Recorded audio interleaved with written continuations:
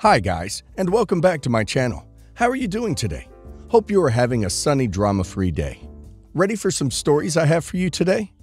Well, the first one really shocked me. It comes from subreddit Am I the A-hole, and OP is Icy Evening 7402. Listen to the story, guys, to find out all the details, and of course, to hear my insights. Enjoy the stories, and don't forget to like and subscribe. And of course, don't forget to leave a comment. This is so ducking insane. Can't believe I'm even making this post, but my brother has basically begged me to. Anyway, I was with my ex for over 2 years, and it was my brother's birthday on Saturday. She asked to come home with me to celebrate. While down here, my mom, in pure mom fashion, brought out the baby pictures. My mom was a camera-obsessed mother. Like, I'm glad she didn't have social media. She photographed everything. She has a breastfeeding book. Basically just like a personal journal with the occasional photo detailing her breastfeeding journey. My girlfriend found it and flicked to one of the pages, which was a photo my dad took of my mom nursing me and my brother, aged 3 and newborn. She got instantly uncomfortable, and the rest of the evening was weird. She went up to bed later on, and she asked, very seriously, how old I was when she stopped breastfeeding me. I told her I was 5, right around the time I started school. I'd like to reiterate that I do not care, and I don't think it hurt me or whatever. She looked like she was going to vomit. It would have been comical if I weren't so concerned. She started talking about trust and respect, and asked why I didn't tell her. I told her that I didn't think it was important. She then said it was uncomfortable, and made her feel like me and my mom would end up weird and codependent. I told her she was being dramatic and to go to sleep. At like 3 a.m., she decided we were over and left. She can't take the lack of communication or the cult vibes. My mom apologized to her in a text the next morning, and then my ex blocked her. We have texted minimally, but she just can't get over how gross it is. I'm not sure how to feel at the moment, but Birthday Boy wanted me on Am I the A-hole, so here I am. Am I the A-hole? First of all, I personally find it weird to breastfeed a child up until he's 5. Most benefits the child gets from breast milk is in the first year, so I doubt it is beneficial for a 5-year-old to still be breastfed. So if it does not give your child any benefit, why would you do that for so long? Also, why would you show this album to your son's girlfriend? That's just weird. I'm sure a lot of women would not want to see their boyfriends or husbands being breastfed at 5 years old, and definitely would have questioned why their mother is keeping an album full of photos. Honestly, I would be in OP's girlfriend's place. I would have to run too. It's really not OP's fault that his mother didn't stop the breastfeeding. OP was just a kid, but that's just weird. I really want to hear your opinion on this, guys. Do you agree with me on that? And of course, let's hear what the community has to say. He who is person says, not the a-hole. This is crazy. 5 is very old to breastfeed. Gross old. But that's not your fault. And she's calling it a trust issue worth breaking up over. I'm sorry, man. But if she pulled this now, she was probably going to pull something nuttier years down the road. Luna Idea says, not the a-hole. Your ex made it weird, not you. I feel bad for your mom feeling like she needed to apologize for a decision she made when you were a small child. Reggie Chan says, not the a-hole, but oh my god, why would your mom show her the breastfeeding book? It's like she wanted to weird your girlfriend out on purpose. I don't blame your girlfriend for being weirded out. My sister, female 27, and I, female 30, are very close, and once a month we embark on sisterly dates. Sisterly dates involve one of us taking the other out for dinner and then hosting a sleepover of sorts. This month, it was her turn to take me out, and we met up last Friday to do so. However, she was acting a bit weird. She picked a place that is way above our usual price range, but I figured she was paying, so why not? She dressed really fancy and went all out with her makeup. When we got to the place, a steakhouse, she started speaking to the waitstaff in this strange voice, basically a hybrid of Marilyn Monroe and Betty Boop. I've never heard her speak like that, ever.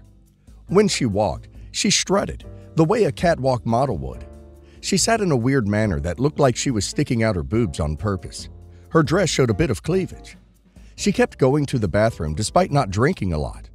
As we were in our cab back, I asked her what all that was about, and she handed me her phone. Apparently, she found this dating coach online who promised to teach her how to snag a millionaire husband. The woman is apparently an expert at helping women meet and secure rich men, and the weird things she was doing were part of the tips that the coach gave her. Going to an upscale restaurant in order to meet wealthy men, dressing really fancy, and sitting a certain way to show off her body. Speaking in that weird manner. The lady claims that there is scientific evidence that shows that speaking a certain tone of voice makes women more seductive. Going to the bathroom constantly as a means to show herself off and get the attention of the men in the establishment. After she explained this to me, I laughed so hard, tears almost started rolling down my face. I told her that the lady seems like a fraud and that her advice is ridiculous and not to waste any more money. The coach charges a couple $100s a month for her expertise. My sister seemed offended by what I said and didn't bring it up all through the weekend and hasn't spoken about it since. While I think the millionaire dating coach is a fraud, I worry that I might have hurt her feelings and want to apologize. Am I the a-hole? I don't think OP is in the wrong here, and I would shake her silly head for thinking that a wealthy man by her side would give her happiness. He of course could, but if her main criteria is money, then maybe OP should have a chat with her to remind her that true love can't be found through a manipulation, regardless of whether her millionaire dating coach is a hoax or not. And now let's hear the community's opinion. This is not math says, not the a-hole. Want to land a millionaire? Move to Silicon Valley and play board games. Ann Archis says, actually, wealthy men don't hide out in expensive places. They go to places they like instead. You don't get rich wasting money. Your sister is going to meet mostly wannabes. Not the a-hole, but she sucks, and so does the coach. Rich men get rich because they have the sense to avoid women like her like the plague. Materialistic Duck says, you're the a-hole. You should have had a bit more tact with how you reacted. She clearly is buying into the nonsense, and when you're buying into it, you often fail to see the ridiculousness of the situation. You probably made her feel crappy, either dumb for falling for this, or just disrespected like she can't make her own decisions. I'm with you on this being a fraud, but laughing in her face isn't doing anyone any favors. So me, 30 female, and my husband Josh, 32 male, have been married for 6 years now and have a 4-year-old daughter and a 9-month-old son. My husband has a childhood friend, Amy, fake name. Amy and I are mostly civil, but she often comments on various things, especially if I'm doing something. My husband is an introvert person and does not have many close friends, so I never really say anything. We hosted dinner a few days ago and invited Amy as well. They were drinking as well, and while drunk, Amy said how she could not believe Josh already had 2 kids, while they all are single, even though Josh used to tell them how he never wanted to marry before 30. Things got a bit awkward, and she went on to say how I wasn't even his type, and still we got married. At this point I was angry, but Josh calmed me down saying she's just drunk. After, my son started crying, so I went to feed him formula. Thing is, due to some complications, I wasn't able to produce milk for my son. When Amy saw it, she said, if I was a mom, I would never feed my baby some formula. It's kinda crazy how you all are okay with feeding such things to your baby. I lost it and told her to shut up and mind her own business, that this was my house, my husband, and my baby, and she is no way eligible to talk about someone else's married life when she couldn't even keep a man in her life and is now living alone with her cats. Upon hearing all that, Amy started crying and soon left. Everybody left soon after. My husband says it was okay for me to be angry, but it was a bit harsh for me to say all that since everyone knew Amy was struggling with her mental health. I have got text from a few of her friends cursing me and asking me to apologize to her. I've since blocked them all, but to be honest, I don't want to. It wasn't the first time she said something inappropriate. It was the final straw, and I couldn't take it anymore. She is apparently in a bad mental state since she was also cheated on by her fiancé of many years in the past, so I really don't know. I have started to feel bad, and maybe I was over the line. Well, Amy is an extremely judgmental person. There's a saying I believe in: drunk's mind speaks sober thoughts. But honestly, I think she is jealous and resentful that OP gets to be in a happy relationship, and she doesn't. OP's husband should have OP's back on this. He's an introvert, but does he have any sense of boundaries? Or is it only okay for Amy to be an a-hole and disrespect OP constantly, but for OP not to say anything back to her? And now let's hear the community's opinion. Ash B13 says, not the a-hole. Why was nobody telling her to stop and apologize when she was crap-talking you? But when you finally reached your limit, you're the bad guy? Also, why the duck wasn't your husband the one to put a stop to this the first time she ever said something?